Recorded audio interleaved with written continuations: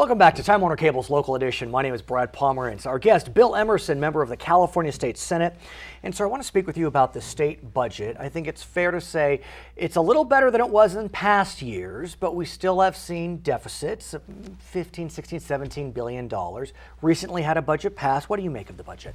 Well, I think the budget is about 90% gimmicks, tax increases, yes, and only 10% cuts that the governor's asked for. So when you say tax increases, though, you're talking about the intended tax increases of the November tax initiative. That's correct. Well, they're counting on about $8 billion of the money from the November election to balance this year's budget. So let's talk about that. It is going to be a contentious fight. The governor is behind his initiative full bore. There's another initiative that's also going to be on the ballot by Molly Munger. What do you make of these initiatives? Do you think the voters of California, they haven't increased their own taxes in 8 years? Do you think they're ready? I don't think so, and I think the good example is what happened on the cigarette tax. Stunning. The voters couldn't even tax something that 85% of them don't smoke, and are just reluctant to see more taxes in how the legislature spends the money. But let's talk about what happens if the tax does not pass. What the governor has said is he will be forced to engage in a trigger cut, $5 billion to education, for example, and that could result in a decrease of the school year by 3 weeks. So where do we go from here? I mean, look, no one wants their taxes increased, but LAUSD, for example, has already cut its school year by 18 days over the last few years. It was unnecessary. The triggers are more on schools than any other part of the state budget. It did not have to happen. We Republicans put forth an education proposal that would have spent money at last year's rate and not caused the trigger cuts to be in effect. And my Democratic colleagues did not accept that.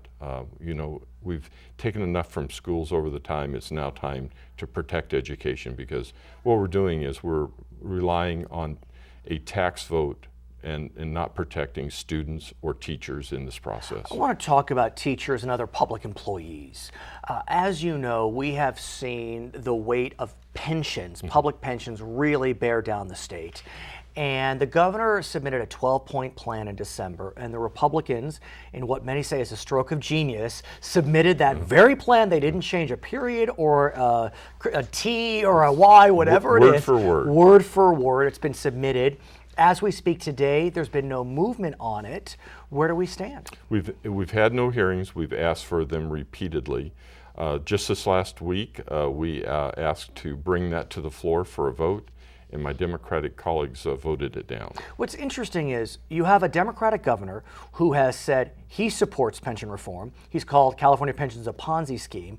Many Democrats agree there is a real problem with pensions. We have votes in San Diego, San Jose, moderate cities, overwhelmingly supporting pension reform. 18 of 20 cities have had pension reform on the ballot. Only 2 voted down, both in San Francisco. Voters are saying they want pension reform.